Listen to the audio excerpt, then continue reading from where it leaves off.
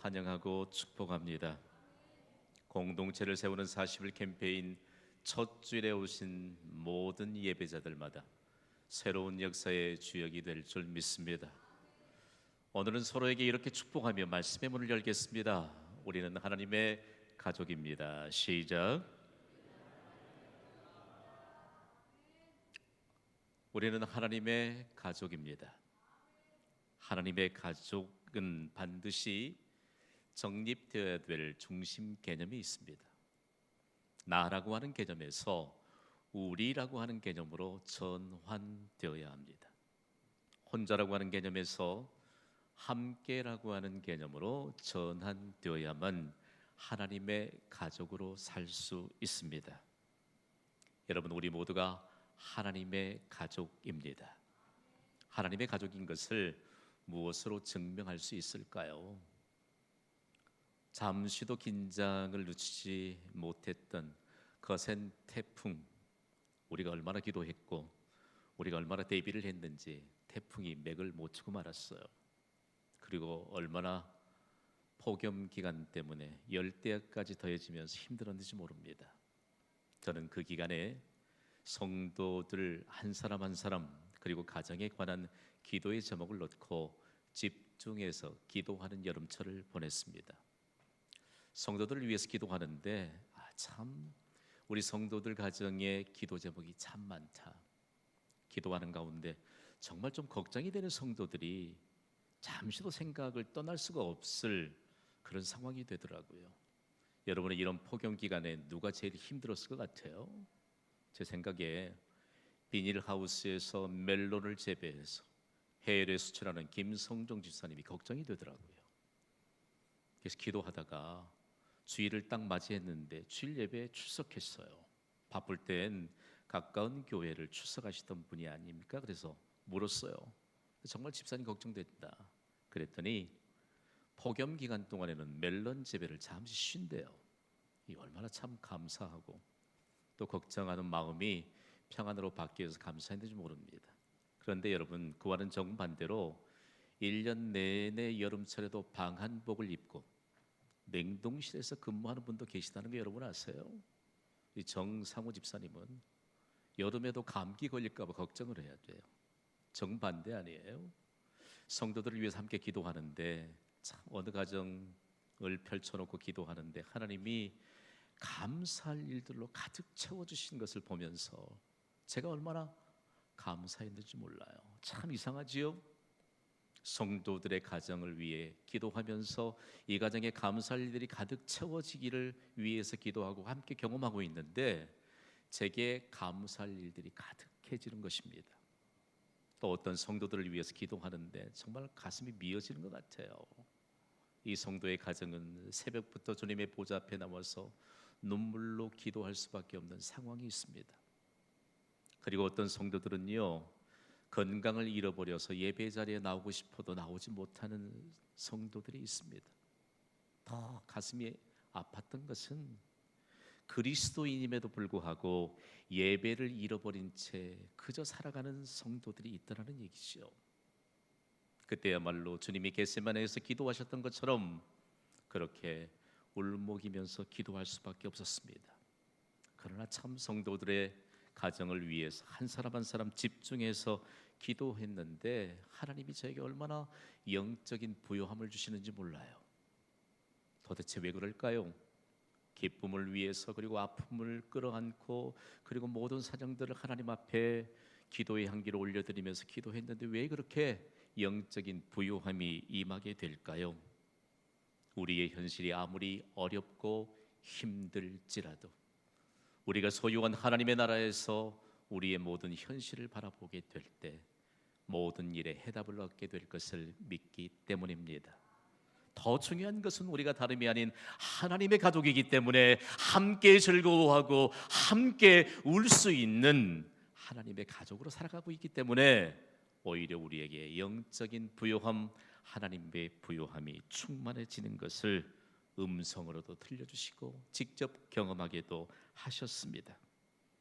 우리는 하나님의 가족입니다. 즐거워하는 자들로 함께 즐거워하며 살아갑니다.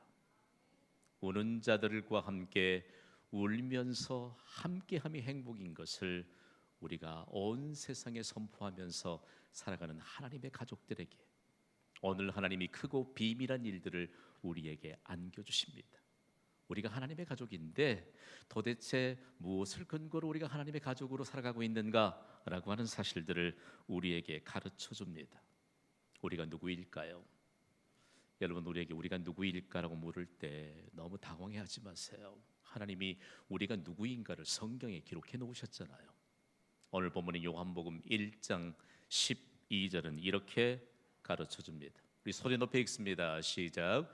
영접하는 자 곧 그 이름을 믿는 자들에게는 하나님의 자녀가 되는 권세를 주셨으니 아멘. 이 구절을 일컬어서 성경에서 가장 복된 구절이라고 합니다. 가슴이 뛰지요. 어떻게 죄인으로 태어난 우리가 예수 그리스도를 믿고 하나님의 자녀가 되는 권세를 얻게 됐을까? 이것처럼 여러분 우리의 가슴을 뛰게 하는 말씀이 어디 있겠어요? 그런데 성경에 가장 복된 구절이 있다면 가장 슬픈 구절도 있지 않을까요? 오늘 본문인 요한복음 1장 11절은 가장 슬픈 구절에 대해서 이렇게 말씀합니다. 함께 읽어볼까요? 시작. 자기 땅에 오매 자기 백성이 영접하지 아니하였으나 아멘. 사도 요한이 예수님을 세상에 증거하면서 사도 요한이 증거하고 전하는 빛이신 예수님을 믿는 자들이 많아지도록 요한을 세상에 보내셨습니다. 자, 오늘 우리에게 가장 복된 구절과 가장 슬픈 구절을 말씀해 주시면서 예수님이 누구신가? 예수님은 온 세상 모든 만물을 창조하신 창조주이십니다. 그러므로 예수님은 온 세상의 주인이십니다. 온 세상의 주인이신 예수님이 자기 땅에 오셨는데 그 주인이신 예수님을 영접하지 않았다. 받기만 하면 하나님의 자녀가 되는 권세를 얻게 될 것인데, 그렇다면 이 말씀이 우리에게 주는 강력한 메시지가 되는 것은 도대체 무엇 때문일까요? 만약에 우리가 예수님을 구주로 영접하지 않았다면 우리는 가장 불쌍한 인생을 사는 사람으로 남아 있습니다. 우리가 만일 예수님을 구주로 영접하지 않았다면 우리의 인생은 살아도 하나님의 진노만을 쌓아가는 불행한 인생을 살아갈 수밖에 없다는 것입니다. 누가 이 사람을 일컬어서 행복한 사람으로 일컬어 주겠어요? 예수 그리스도를 구주로 영접하고 하나님의 자녀가 되어서 오늘 만복의 근원이신 하나님 앞에 예배하는 자가 가장 행복한 인생을 살아가는 줄 믿으시기 바랍니다. 그러면서 오늘 우리에게 하나님의 자녀가 되었다. 이게 출생의 비밀이에요. 세상은 출생의 비밀이 있다고 하면 놀라지 않을 사람이 아무 사람도 없습니다. 저도 출생의 비밀이 있습니다. 여러분도 출생의 비밀이 있어요. 참 감사한 것은 우리가 가진 출생의 비밀이 다 똑같다는 것입니다. 첫 번째 출생의 비밀에 대해서 하나님이 말씀하세요. 함께 선포할까요? 우리는 하나님의 자녀입니다. 자, 오늘 계속해서 하나님이 하나님의 가족이라고 말씀하고 하나님의 자녀라고 말씀합니다. 우리가 하나님의 자녀라고 말할 때 우리의 현재 신분을 일컫잖아요. 우리가 어떤 사람으로 태어났지요? 죄의 지배를 받고 죄의 종노릇을 해야 할 죄인의 신분으로 태어났습니다. 아무도 예외 없이 죄를 가지고 태어나 죄인의 신분으로 이 땅에 태어났다는 것입니다. 성경을 보면요, 우리가 좀 철이 들만하면 어른이 되었을 때부터 죄의 본성이 드러나는 것이 아니고 성경은 우리에게 단적으로 말합니다. 어려서부터 너희가 악하다고 말합니다. 여러분 아이들에게 욕 가르치나요? 여러분이 아이들에게 무슨 죄에 관련된 이런 그릇된 행동들을 가르치나요? 그렇지 않아요. 우리가 죄를 가지고 태어났기 때문에 죄인이라고 하는 신분으로 출생했다는 것입니다. 그러면 예수님을 영접하지 않으면 평생 동안 죄의 지배를 받고 죄의 종노릇하는 죄인의 신분으로 살아가야 되는 것이지요. 그러나 우리가 예수님을 영접하는 순간 우리의 죄 용서함을 받고 이제는 하나님의 지배를 받는 하나님의 자녀가 되었다는 말씀입니다. 자존감을 가져야 돼요. 이게 달라요.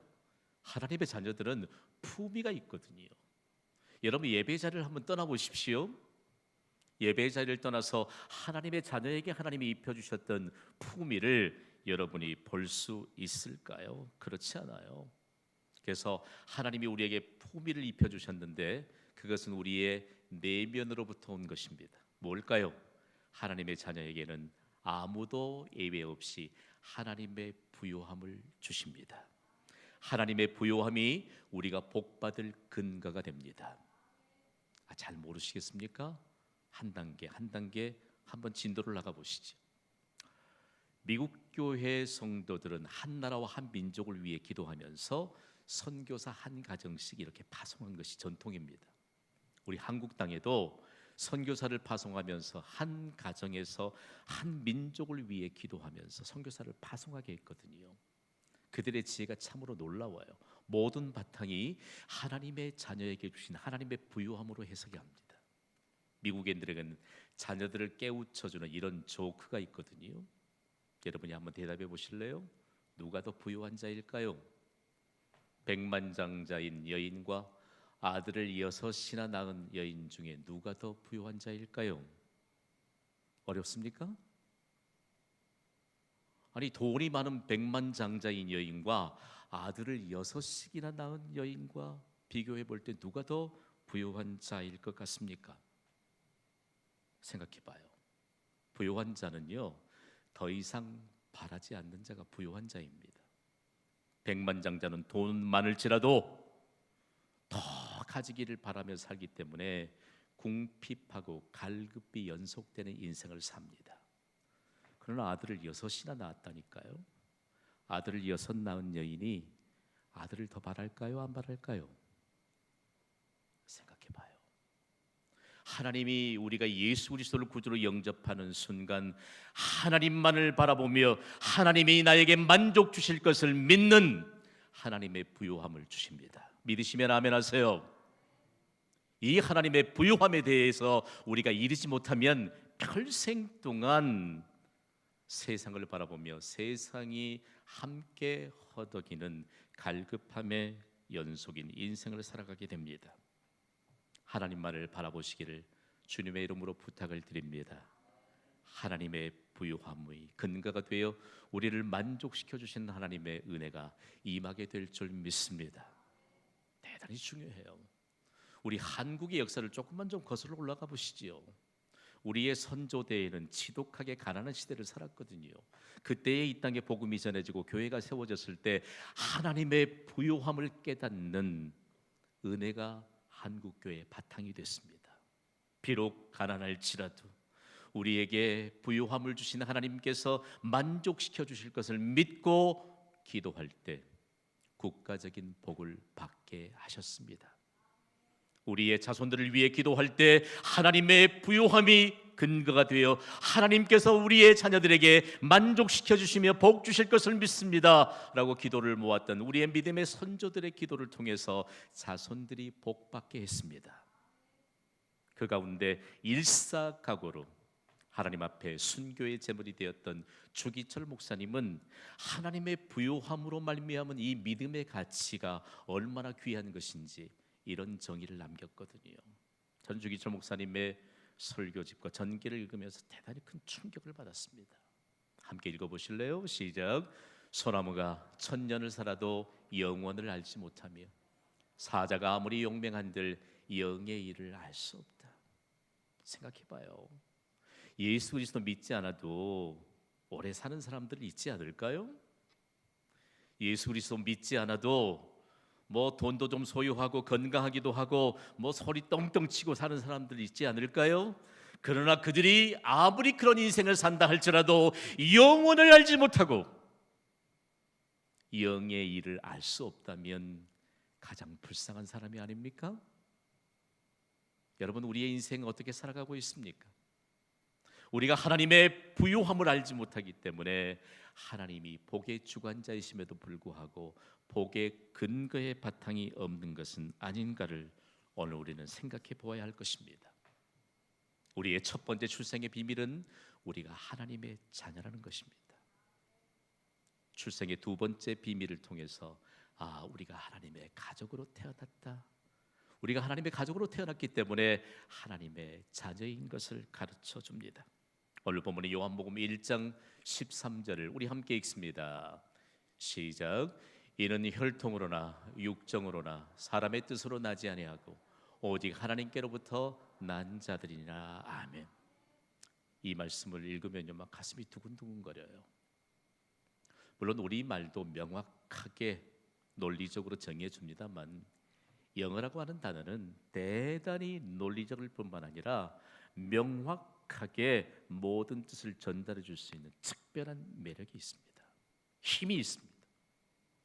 세계의 모든 이들이 공용어로 삼을 만한 바탕이 있는 언어가 영어입니다.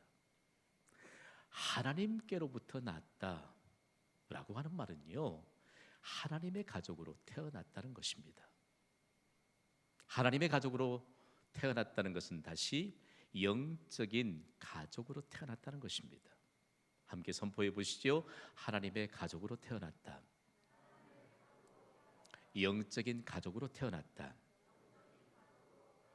자, 우리가 예수 그리스도를 믿었더니 하나님의 가족으로 태어났다.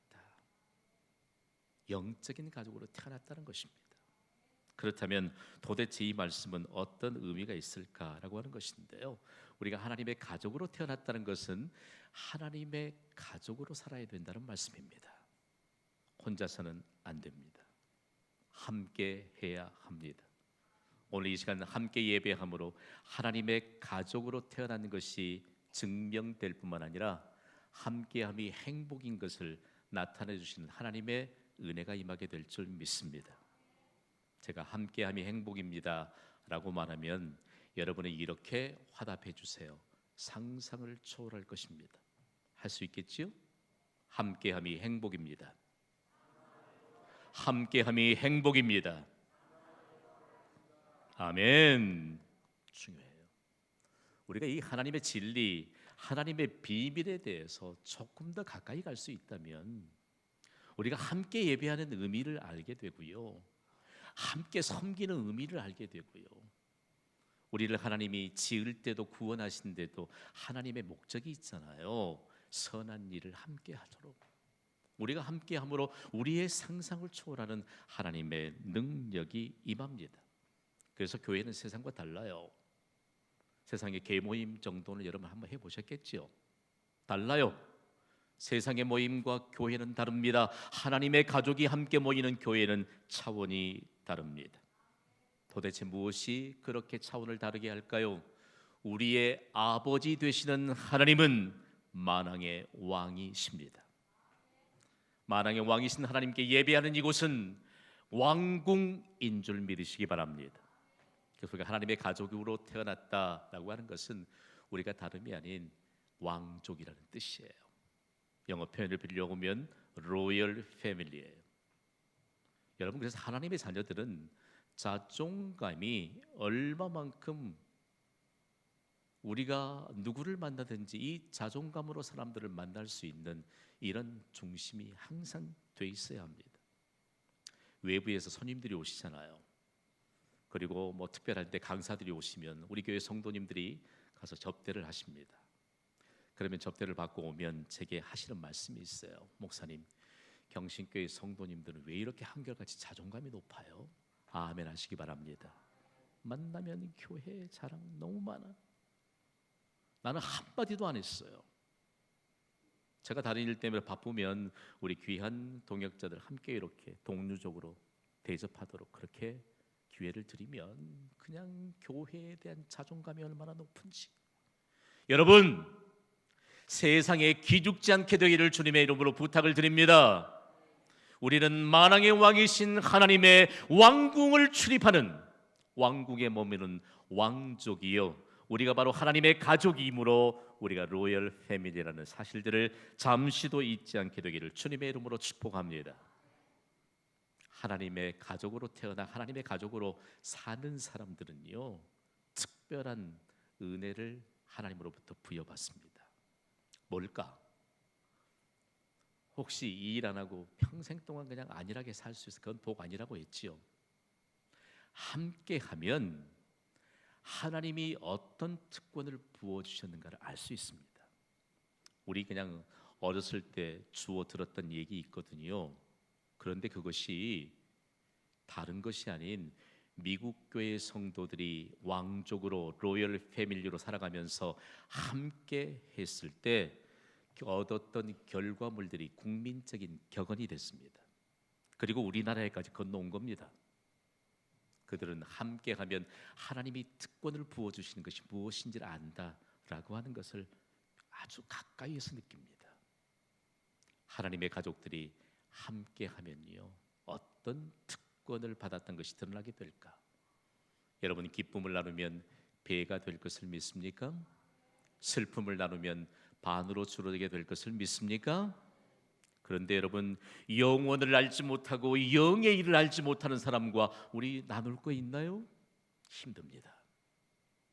아마 여러분의 슬픔을 나누려고 하면 영의 일을 알지 못하고 영어를 알지 못하는 사람에게는 아마 허물이 될걸요?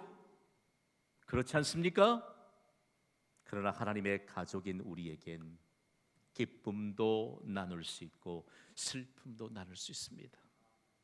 이것이 말이에요, 세계 제1의 국가로 발돋움하게 했던 미국의 힘입니다.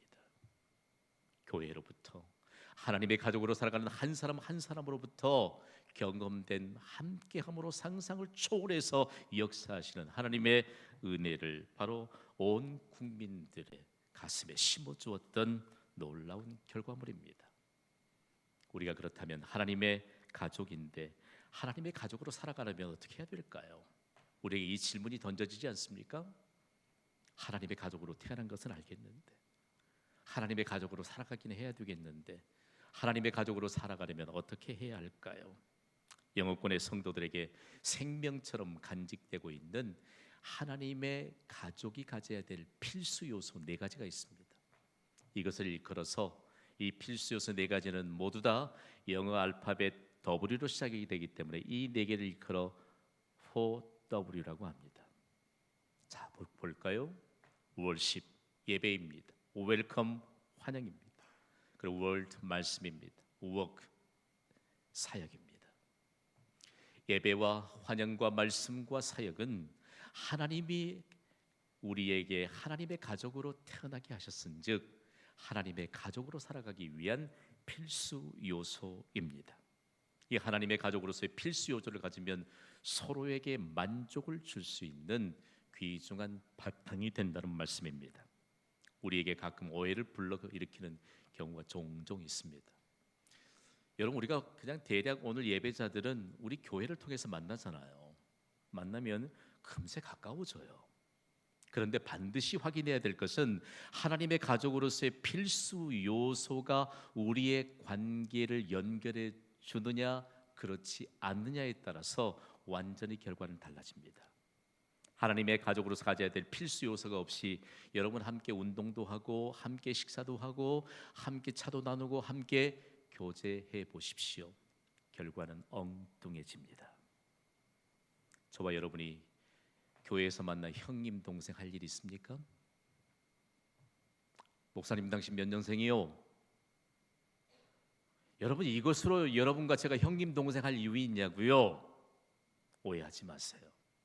하나님의 가족이 가져야 될 필수 요소를 통해서 하나님의 가족에게 부어주시는 은혜와 특권을 누리도록 교회를 하나님이 세우셨습니다.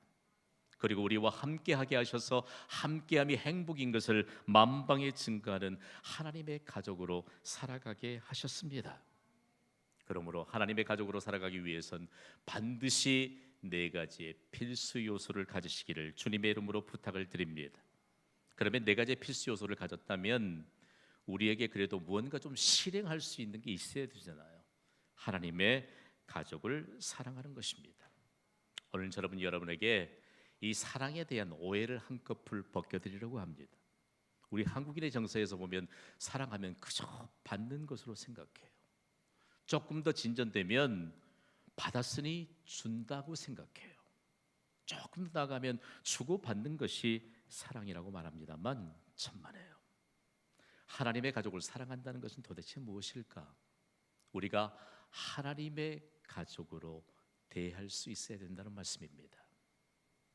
제가 미국으로 유학을 떠나기 전에 갑작스런 형편으로 인해서 제 가족이 호주로 건너갔습니다. 호주에 1년 동안 학업하면서 네 사람이 함께 호주에서 기거하는데 참 어려움이 많습니다. 그래서 거기에 계시던 교수님이 한 분 계셔서 호주에 규모 있는 선교하는 교회의 연구 목사로 1년 동안 그곳에 몸담을 수 있도록 기회를 주셨거든요.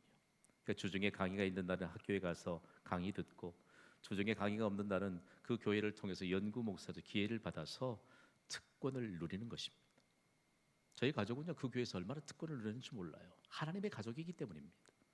그 교회를 담임했던 존 본드라고 이름하는 이 목사님, 여러분 왼쪽에 파란색 티셔츠를 입은 분이 존 본드 목사님이에요. 교회 성도들이 많습니다. 이분은 한 번도 예배 시간에 나에게 찾아와서 잘 지냈냐는 둥, 반갑다는 둥 인사해 본 적이 없습니다. 많은 성도들이 모여 있음에도 불구하고 예배 시간에 직접 찾아가서 인사를 하거나 축복해 주는 일을 본 적이 없습니다. 그러나 예배를 마치고 오면 제게 다가와서 어깨에 손을 얹고 꼭 이렇게 말해줍니다. You are my brother in Christ. 당신은 그리스도 안에서 나의 형제입니다. 하나님의 가족으로 대해줘요. 이름값 하시더라고요. 존이라고 하는 이 영어 이름은 한글 음력으로 하면 요한이에요. 요한. 요한복음을 기록한 저자가 요한 아닙니까?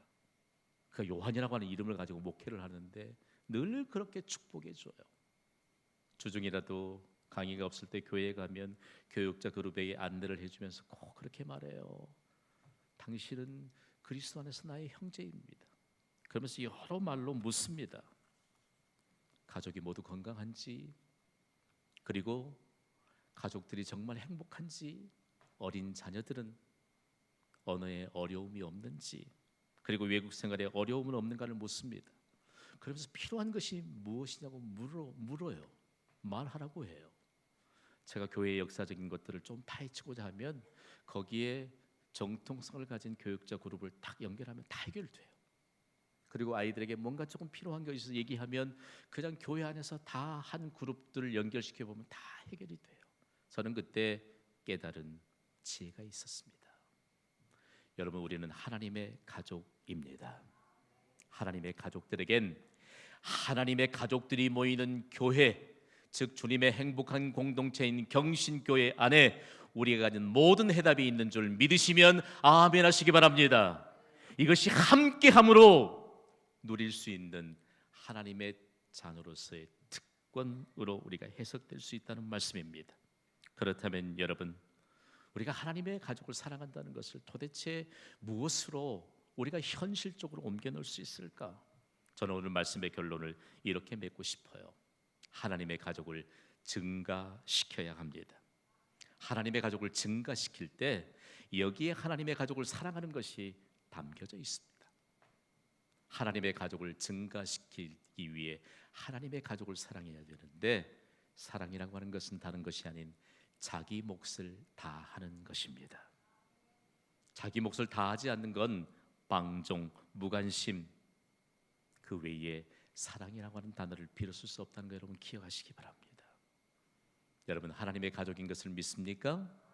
이제는 하나님의 가족을 사랑하시기를 바랍니다. 여러분이 자기 몫을 다해야 합니다. 도대체 무엇일까? 요한이라고 하는 요한복음을 기록했던 저자는 예수님께 직접 배웠잖아요. 그리고 초기 기독교 시대에 교회를 이끌었던 지도자가 되었잖아요. 그런데 그가 남겼던 교회에 뚜렷한 증거들이 있습니다. 어떤 교회를 이끌어갔을까요? 저는 교회사를 연구하면서 너무 충격이 됐습니다.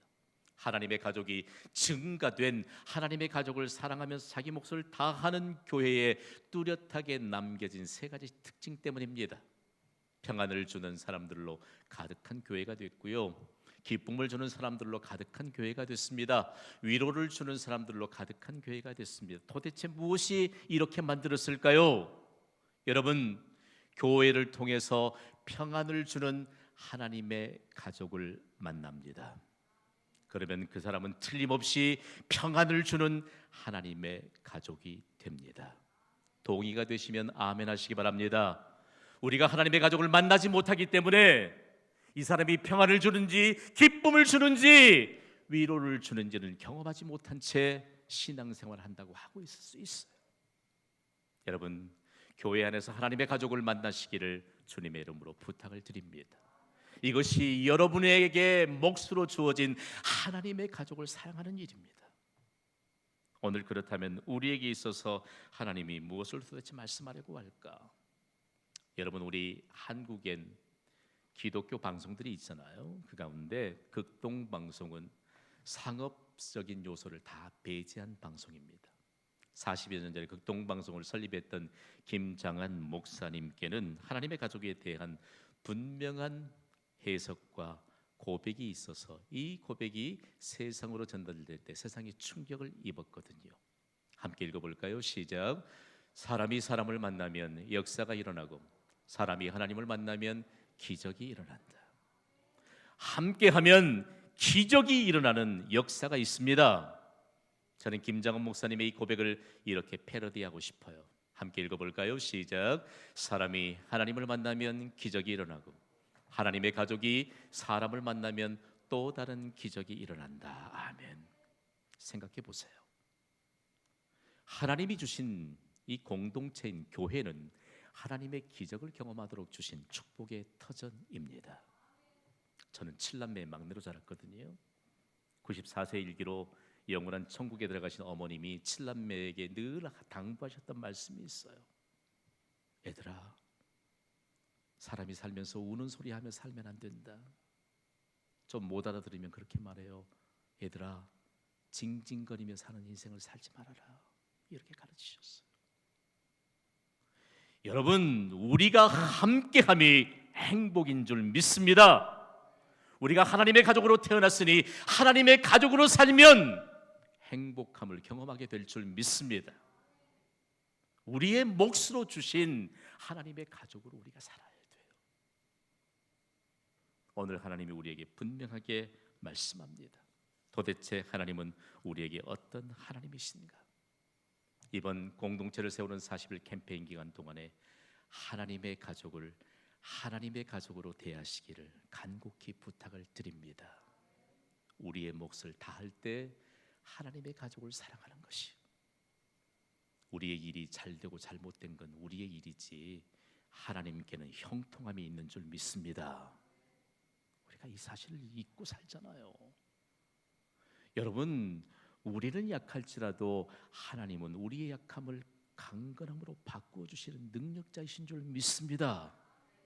우리가 지금 도대체 어떻게 하나님의 가족으로 살아가고 있는가를 하나님이 보시는데 도대체 하나님의 가족에 대한 자기 몫을 다하고 있는가? 함께함이 행복입니다. 우리의 현실은 여러분, 함께하는 믿음이 없이는 결단코 달라질 수 없습니다.